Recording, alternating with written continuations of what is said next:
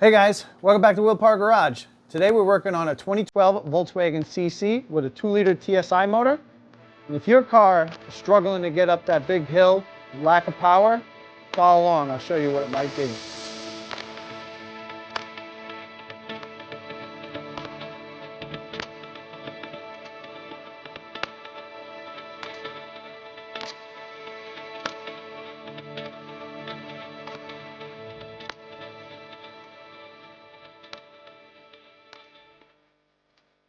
Okay guys, so in the car now, I know I have a check engine light with VCDS scanning engine codes. I see several faults. There's 4 faults in total on this thing. A couple of them are intermittent, which I don't see as the issue. Turbo bypass valve, open circuit, cam position sensor, intermittent, boost pressure regulation, not reached, which is the code I think is the main fault.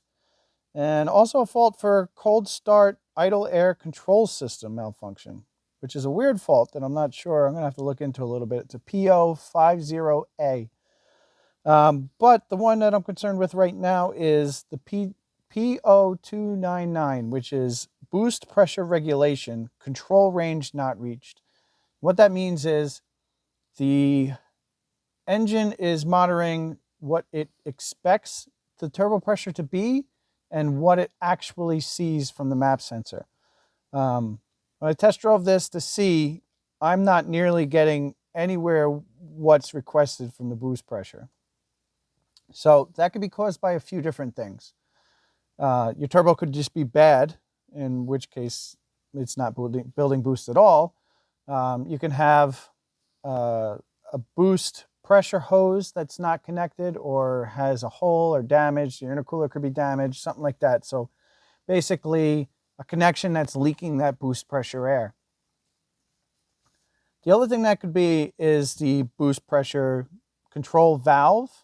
It could be the wastegate actuator. All these are controlling the turbo pressure itself. One that I've seen very common, though, actually I should say 2 that I've actually seen that are pretty common, are the wastegate itself. The actuating lever will wear out in the turbo housing, as well as the rod where it pivots to open that actuator.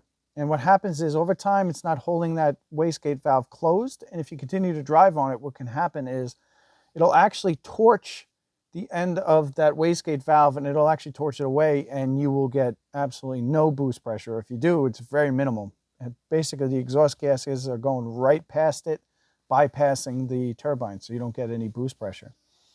The other thing that I've seen is the clamp that connects the turbo housing to the center section. They're pretty prone to breaking. I don't know why this is. It's a stainless steel band. But I've actually seen them where they crack and the turbo housing is loose in there. It can damage the turbo. What happens then is if the turbine is still able to spin, it will hit the housing and it will pretty much destroy itself. You have to replace the whole turbo. But I just wanted to go over some of the faults that I see here. From here, what I'm going to do is I'm going to get the car up in the air and I'm going to check for any kind of boost leaks, check that actuator, basically obvious stuff that hopefully will lead me to figure out what this is. Okay guys, so a few things you want to check right off the bat. If you have this fault and you verified that you do have somewhat of an underboost condition, is you want to check all the piping. Make sure your mass flow air sensor is connected, all the the intake to the turbocharger is good, so you have no air leaks there.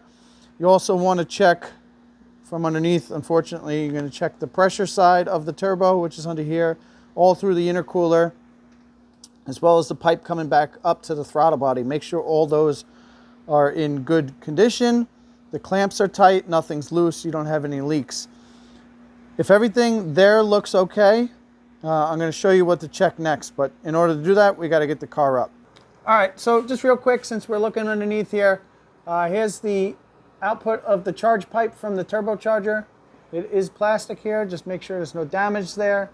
The rubber hose portion here, make sure that's okay, and you have no damage in the intercooler.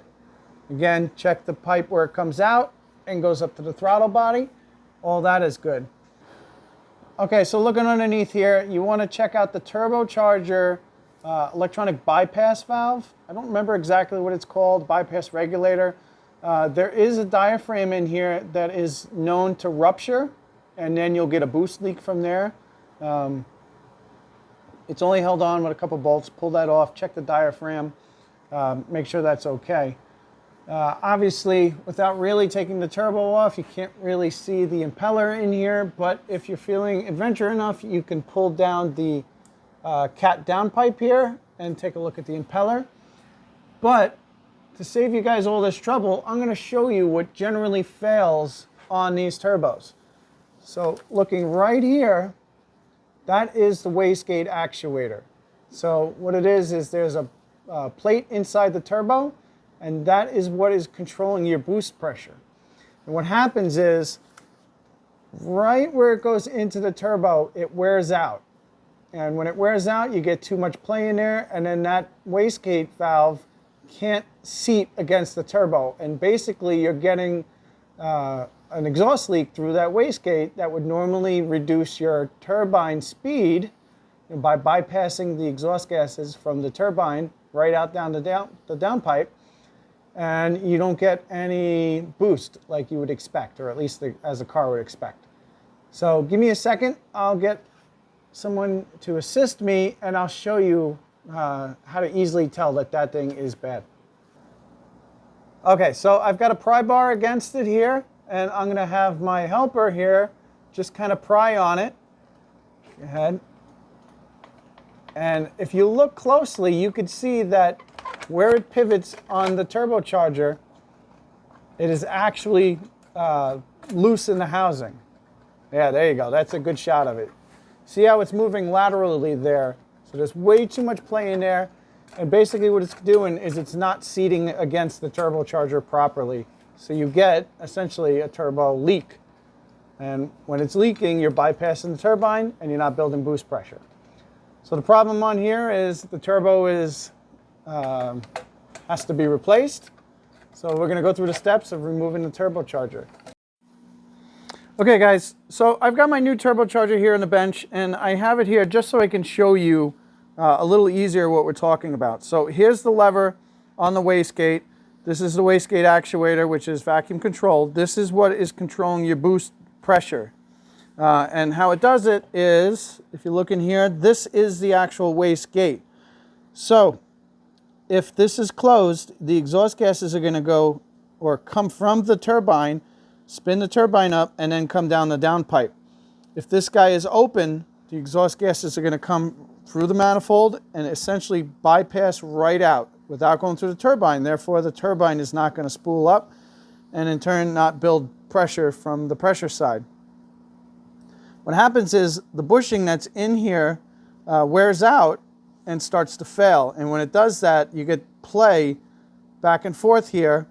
And what it does is this wastegate does not seal against the housing, and you're basically bypassing exhaust that would normally spool up the turbo and wasting it right down the downpipe. So once I get the old one off, I'll show you guys again. We'll see if this is even still there, because a lot of times the wastegate, when it's loose from the hot exhaust gases, will actually melt the metal away and it will be gone. Or at the very least, it'll be distorted and not sealing very well. But either way, unfortunately, this turbo is part of the exhaust manifold, and you have to replace the entire assembly. Okay guys, so I'm going to start here at the top of the motor. Basically what I'm going to do, so I have access to get to all the turbo stuff, I'm going to remove the air box, the snorkel this way. I basically need to remove this heat shield here, and I'm going to try to remove as many of the downpipe bolts as I can from the top. Basically, I'm trying to take off as much as I can from the top as possible. Obviously, when I get to the underside, I need to disconnect the oil drain, the oil feed, the coolant, the support bracket that's down there, the downpipe itself, you know, the boost pressure line. But like I said, I'm going to start from up here, try to get some of this stuff out of the way so I can at least see the turbo.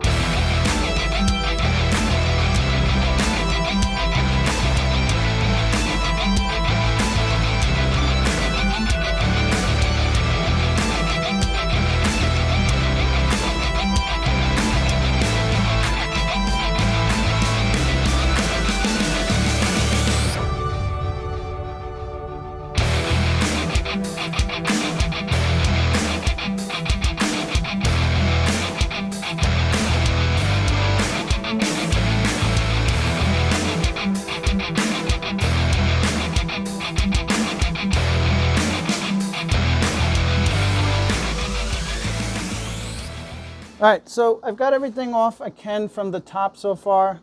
I've got some of the bolts for the catalytic converter that I can get from up here. A few more things I'm going to try to take off now. The coolant and oil feed lines here. This is the retaining bracket, a support bracket for the cooler line to the turbo. This one, I don't remember, this one might be the oil feed there. But from this point, I'm going to have to go underneath and disconnect some of the lines of support bracket, get the catalytic converter out of the way. Right now I've got the O2 sensor unplugged and just kind of left into place. All right, then I'll come back up here and start removing these bolts from the top. I know it's a little hard here, but I only need to take the top ones off. The lower portion of the turbo is actually in a little groove bracket, and I can just lift that up once these bolts are out. So I'm going to go underneath and start disconnecting some of the stuff I need from under there. All right, so real quick, now that we're underneath here, I've got one more converter bolt that I need to take off of the turbo flange. We'll disconnect the bolts for the exhaust support bracket here so we can get that out of the way. Looking from under the turbo, I have to take the axle bracket off. And then there's a series of lines here. The turbo drain line, here's the other coolant line. You know, I might try to get a lot of these off with the line still attached to the turbo, and then I could just connect them to the block. But we're going to see how this goes. Obviously, I got to disconnect the electrical connection to the turbo for the bypass valve, as well as the boost pressure solenoid there, or the actuating solenoid there. And then we also need to need to disconnect the output tube of the turbocharger there and the tube here. But more specifically, I need to take off those bolts that hold that little muffler guy on there so I have room to get the turbo out.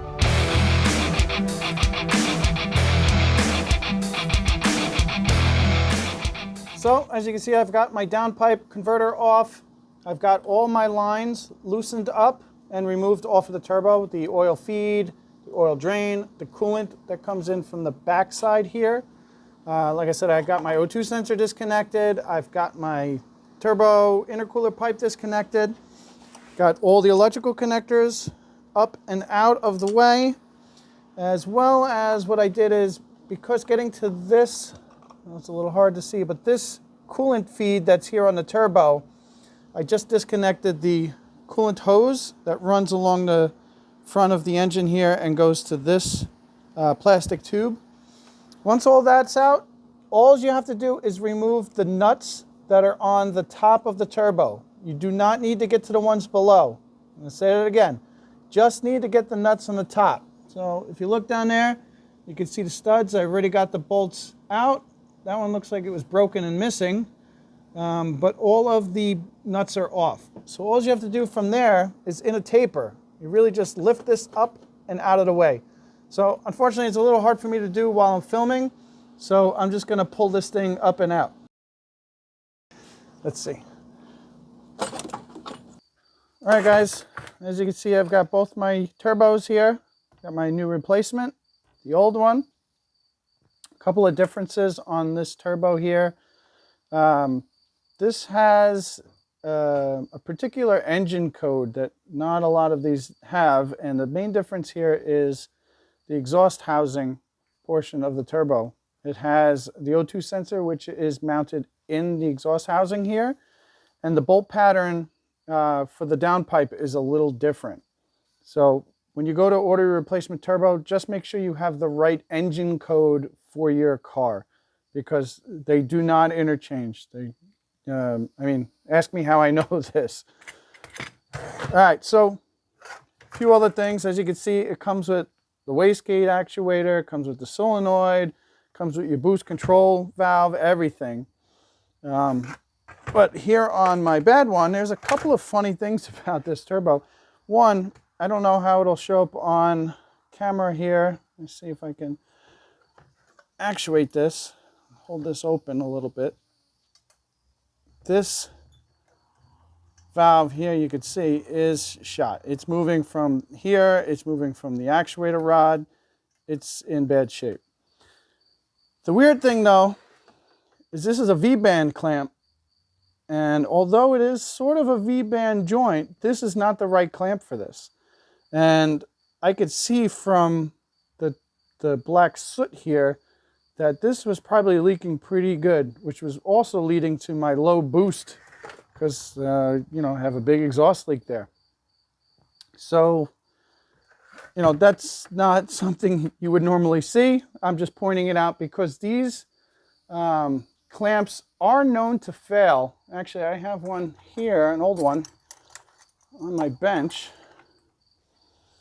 It actually breaks here, and this one I actually welded temporarily for somebody so that, you know, they can use the car while I ordered this, because I was able to actually order this clamp, surprisingly enough. But they do break, and then you get a turbo leak. So keep that in mind as well. But a couple of things now that I need to just swap over. I have to take off the other coolant hose here, and then the PVC system hose here as well. And put in my new downpipe studs, and we should be able to put the new turbo into the car. So I'm going to swap everything over now.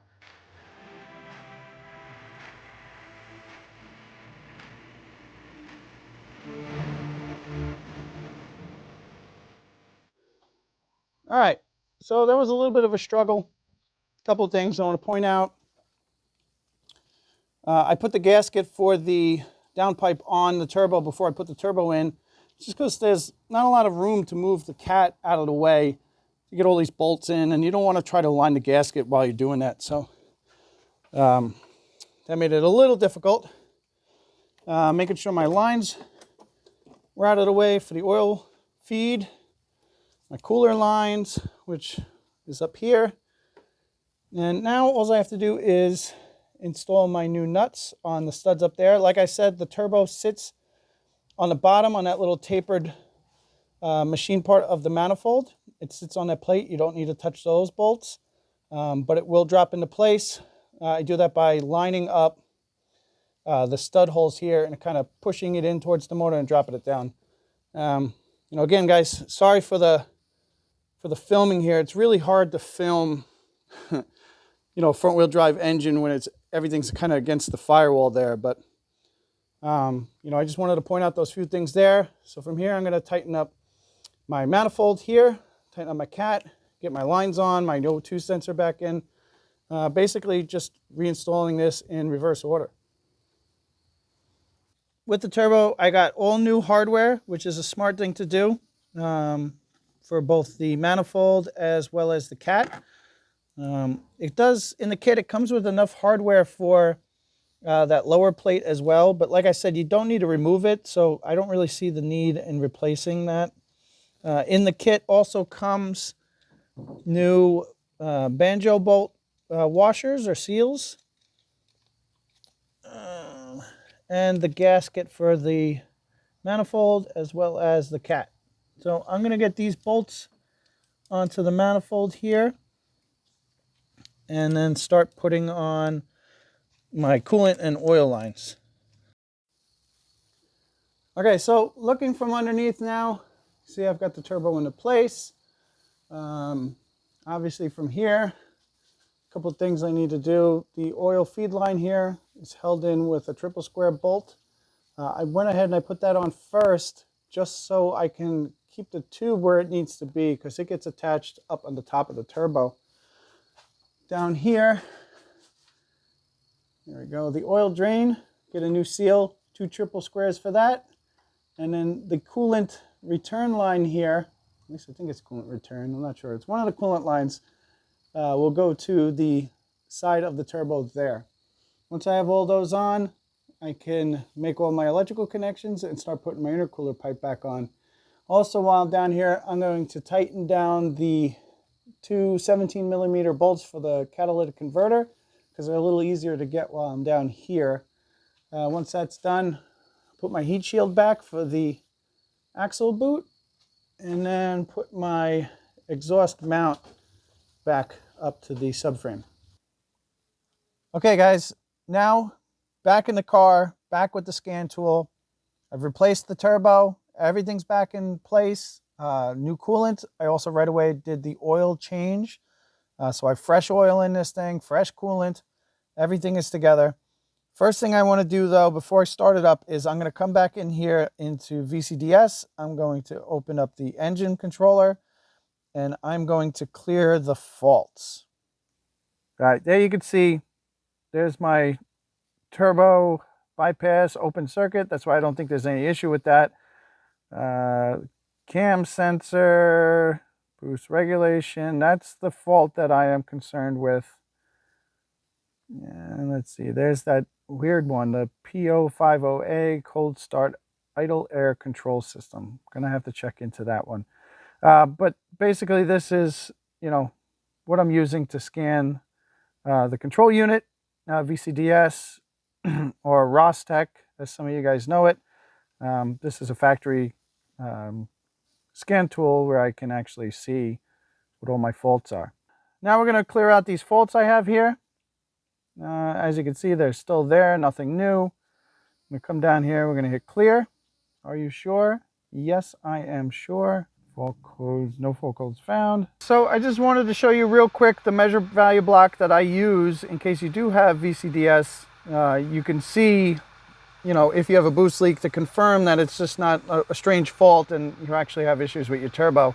It's measure block 115. And here, like you said, it's showing 320 millibars specified, boost pressure actual. Obviously, I'm at idle, but if you do run this test, don't try to look at the computer while you're driving it. You have to do this test while you're driving. Generally, you do it in like third gear, light load, so you can actually load down the turbo. Make sure you have somebody else holding the laptop, computer, whatever, and look for these numbers while you're driving. But you can see as I push the accelerator pedal, get some turbo speed, you can see the boost pressure actually change.